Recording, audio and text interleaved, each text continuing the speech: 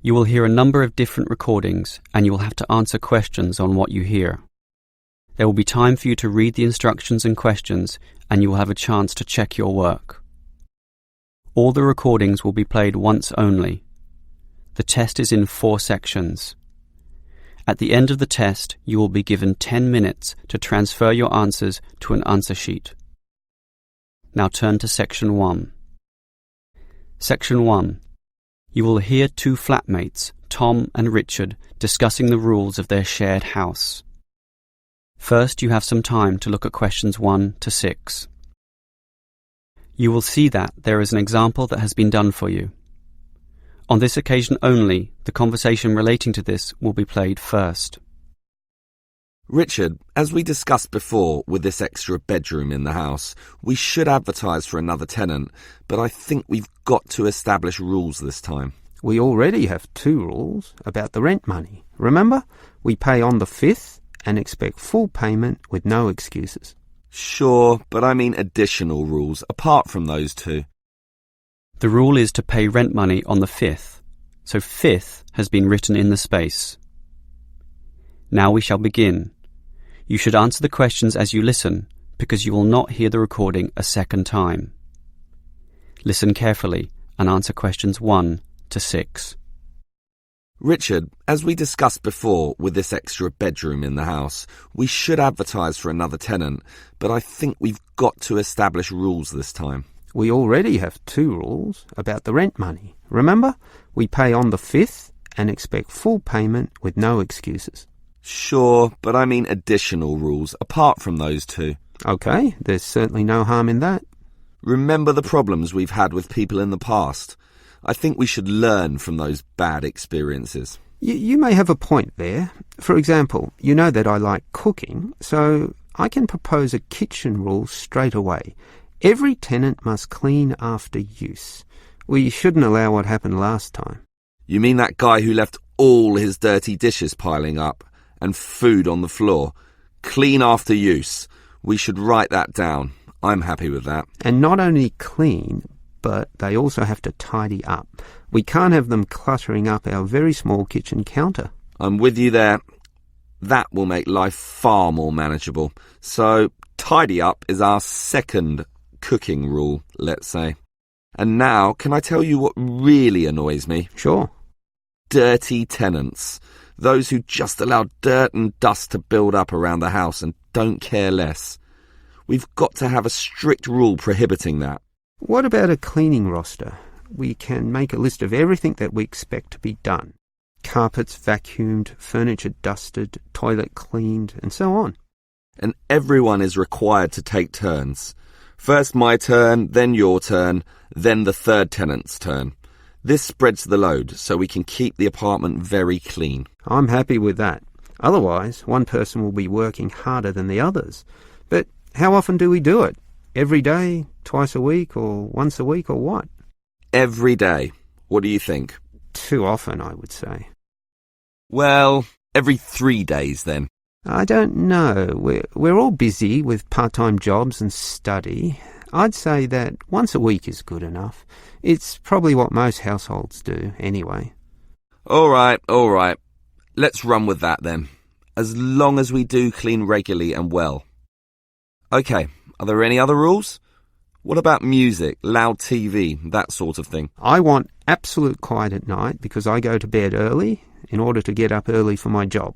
So, why don't we say no noise after, say, 11 at night? Earlier than that, 10 p.m. That's consistent with most rental properties, and no overnight visitors either. You're right. That caused a lot of problems when the last tenant brought his drinking buddies in for the night. So, we prohibit late night noise and overnight visitors as well. That sounds good to me. Before you hear the rest of the conversation, you have some time to look at questions 7 to 10. Now listen and answer questions 7 to 10. Okay, Richard. If we want to advertise for an extra tenant for the third bedroom, there's a website with an online form here that we can fill out. That will speed things up. Good idea. In fact, let's do it now and get it over and done with. Sure. The first category here is gender. I guess that means we write male or female. I think I'd prefer a male. He'd fit in with us, one of the boys, something like that. Sure, but that might limit things, and I'd say a female might be just what this household needs. Why don't we say any and let fate decide? See who turns up and judge them as they come. Okay, I'll type any. So now we move on to job. What sort of job do you want them to have? To me, it doesn't matter. Doctor, lawyer, cleaner, as long as they have a job, of course. Unemployed tenants can be a problem. Just type in must have. You mean a job? Yes. Must. Okay, that's done. Now, how much should we ask them to pay? $180 would be about 1/3 of the total rent. I'm doing the maths now with a calculator. The figure would be closer to $173.50. Well, let's round that up to the nearest 5. I'll type in $175 and we can share the extra $1.50. Done. Now, finally, when can we let the new tenant move in? Immediately, I'd say. The sooner the better. Type in immediately. But I'm busy this week with my job, so I'm not in the mood to interview tenants right now. And anyway, we've had just you and me for so long, what does another couple of weeks matter? So, when would you like the tenant to move in then? 1 week from now? Beginning of the month, March 1st? Later. Give it another 4 days at least. March the 5th is better for me. Okay, I'll type that in. It should be fine. Any later than March the 8th and I'll be too busy with my exams. And that's about it. That is the end of section 1. You now have half a minute to check your answers. Now turn to section 2. Section 2. You will hear a police officer giving a lecture to some overseas students about ways to minimize risk in public. First, you have some time to look at questions 11 to 17. Now listen carefully and answer questions 11 to 17. Hello, everyone. As new students, having just arrived, it is important that you are conversant with some of the aspects of living safely here. Let me immediately say that, in contrast to the high crime rate in other cities, ours is very low. Nevertheless, there is some advice that would be considered prudent in even the safest of places. It is therefore in your interest to look at this map of the city and familiarise yourself with its areas, some of which may not be as safe as others, particularly at night. A little research now in this respect will obviously help you a great deal.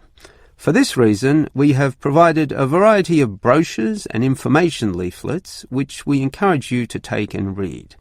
In addition, you should talk to people you know, to your homestay parents and teachers, and get a feel for the situation both in the neighbourhood where you live and the city at large.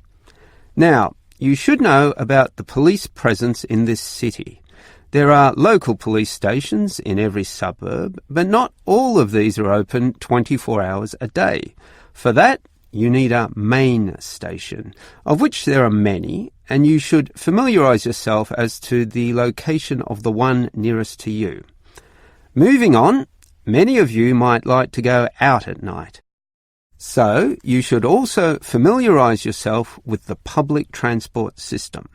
It could put you at risk if you are wandering around lost in the late hours of the night, particularly if you are a woman.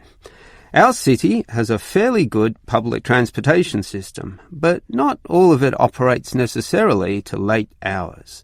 For this reason, you can avail yourself of the special late-night buses known as night birds, which operate along most major routes. Again, collect one of the brochures on the table here for the night bird timetables. Finally, if you do feel there is an emergency, you can dial 000. However, this does not take you through to a police station, but rather an operator.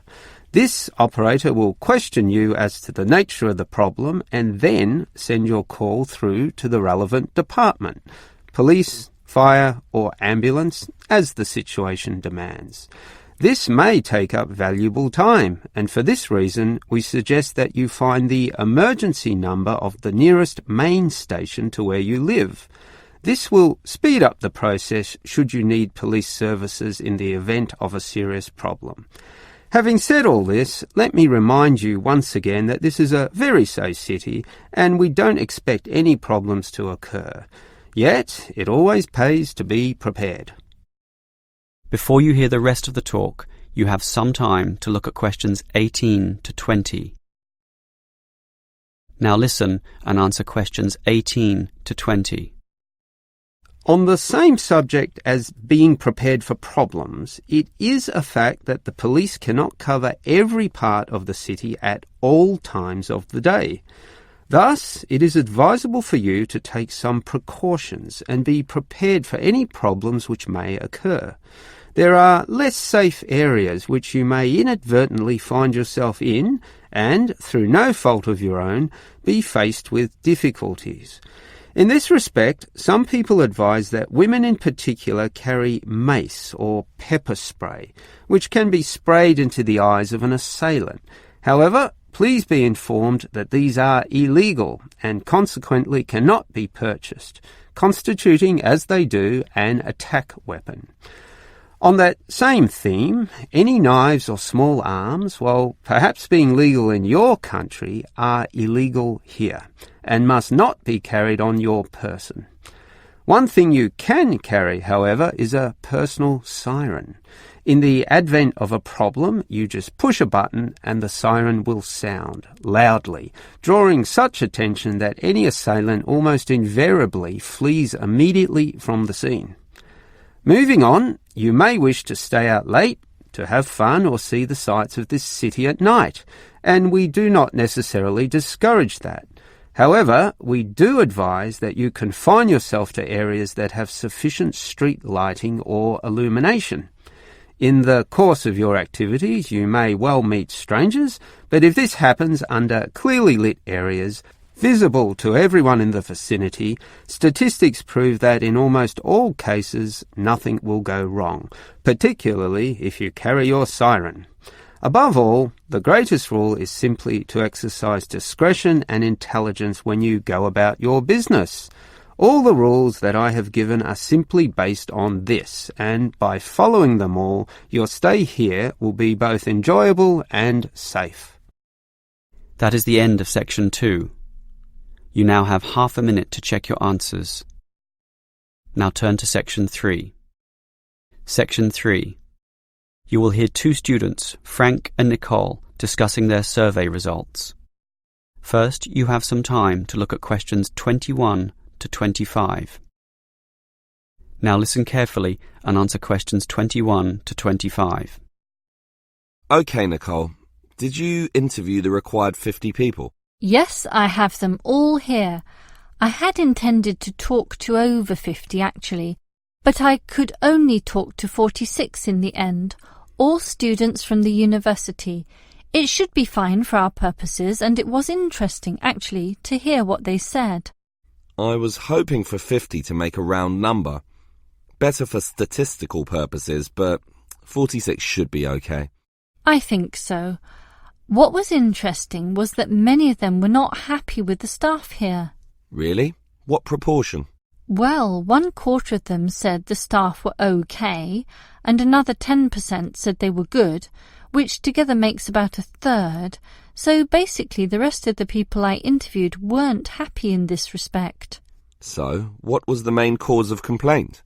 Well, it's rather mixed. A lot of the foreign students complained about the homestay accommodation and the attitude of the homestay officers when dealing with these issues. Most of the foreign students said this actually, but the bulk of the mainstream students had concerns with the attitude of the teachers. It seems they feel the teachers don't care enough, and facilities weren't that important, relatively speaking. I think the teachers here are okay. Don't you think so, Nicole? Personally, I'd say most of them are fine. But obviously there are a few I'd say need to improve in their commitment to helping students. Oh, not many though. Only about 10% maybe. More, I'd say. At least 1/3. Wow, Nicole, that's a bit harsh. That many? I'd say 90% of the teachers here are fine. I think I definitely disagree there. Well, whatever the case, the university seems to have some problems. Who should we inform about these findings? The course convener. He runs our programme. Yeah, just a small program. These problems are serious and university-wide. I think we should talk to the assistant dean at least. Come on, we're just a couple of students. We can't go that high. It's like some cleaners wanting to talk to the CEO. We've got to follow the chain of command and start at the bottom. Okay, the course convener it is. Before you hear the rest of the conversation, you have some time to look at questions 26 to 30. Now listen and answer questions 26 to 30. So, Nicole, can you explain the technique you used for interviewing people? Every time I try interviewing, I seem to encounter problems, and yet you manage to interview so many people so quickly. What's the secret? It's really quite simple. Let me explain it all. The first step, and this is probably the most important point, is to select the position or the location where you're going to do the interviewing. It's got to be a good one. For me, it was the university cafeteria at lunchtime, where people would be relaxed, have time, be sitting down, and be more willing to speak. Ah, clever. But that leads to the next point. Everyone's in a hurry these days, so you've got to immediately confirm that they can in fact spare some moments to answer your questions. There's no point starting and then having them rush off in the middle of the interview. It just ruins everything. Yeah, that's happened to me a few times, actually. And then it's equally important to carefully outline why you want to talk to them in the first place. Some people might think you're a salesman or a busybody or some nutcase from a religious cult. They have to know the purpose and trust you. Now, part of that trust involves guaranteeing that the information will be kept in total confidence. And for that reason, I show how we don't take down names or any personal data. After that, you're ready to begin, but sometimes they're not won over or not ready to give you the time, in which case you remind them about how their information can actually improve life for all students, and that they are actually serving the purposes of everyone by cooperating. Right. Make it seem like a noble cause. It is, in a way, but the last step is not so noble at all. I just offer them a payback, usually a scratchy lottery ticket, if they promise to answer all the questions. Everyone dreams of scratching one of those tickets and winning $1 million, so that makes them do everything you want. Aha, very clever. That is the end of section 3. You now have half a minute to check your answers. Now turn to section 4. Section 4. You will hear a lecturer discussing human resource management. First, you have some time to look at questions 31 to 33. Now listen carefully and answer questions 31 to 33. Obviously, the people who work in companies need to be managed. Pay must be added up, hours clocked, and leave tallied. This is known as hard human resource management, or hard HRM. This is because it is based on hard numbers, facts and rules. That is, an impersonal, calculative aspect. And again, there must be such an outlook, with all its paper-based systems, in order to carry out company tasks. But if there's a hard, there must be a soft. And it is this soft element of HRM that I'd like to consider now. Historically, it took a long while before the importance of this soft element was realized. Originally, for example, in Henry Ford's car-making factories, workers were regarded as unthinking tools who would mindlessly repeat the same task for 8 hours a day. This attitude worked for a while. However, the Ford Motor Company faced the growing challenges of huge turnover, lack of motivation, declining quality of their product, and labor disputes. It eventually became clear that the original ethos about workers was wrong. It needed to take their human needs more into account. That leads us to the modern soft HRM model, where the staff, or human resources, are now considered one of the most important assets a company may have, an asset just as tangible as the factories, shops, and money in the bank, and something that needs to be managed in a soft way as well as hard. Before you hear the rest of the lecture, you have some time to look at questions 34 to 40. Now listen and answer questions 34 to 40. So, what is soft HRM? It basically involves 3 elements. One is motivating your staff. The second is making sure they stay with your company, that is, reducing turnover. And remember, turnover costs money, diverts resources, disturbs the system, and you may be losing a lot of experience there in just one staff member. The third element is using the staff in the best way, in a way that gets the most out of them. All of these elements are closely related and sometimes overlap, but are still distinct enough to be considered separately. Now, let's talk about motivation first. Obviously, people will work harder if they feel good about being where they are. This means the company should let people know that they are significant, and you do that by emphasizing the higher purpose their job serves in society as a whole. And this sense of higher purpose will drive people onwards. So, for example, if the company makes paper, have a motivation session, letting them all understand the importance of paper to modern society, and it is important. Basically, everything is important when you think about it, so make this fact clear to all. As for keeping staff, well, that also comes from motivation. But do you know the number one reason why people leave jobs? The answer? Because they don't feel appreciated. So, you need to make sure that they have this feeling. How? At its simplest, the boss can say thank you to the staff. You can remember their birthdays, bring out a cake, celebrate milestones, take them to a restaurant once in a while, and say thank you again. But more importantly, mean it sincerely. If this is going to work, sincerity is very important here. Well, we've motivated the staff and retained them with the company, so now we've got to use them optimally.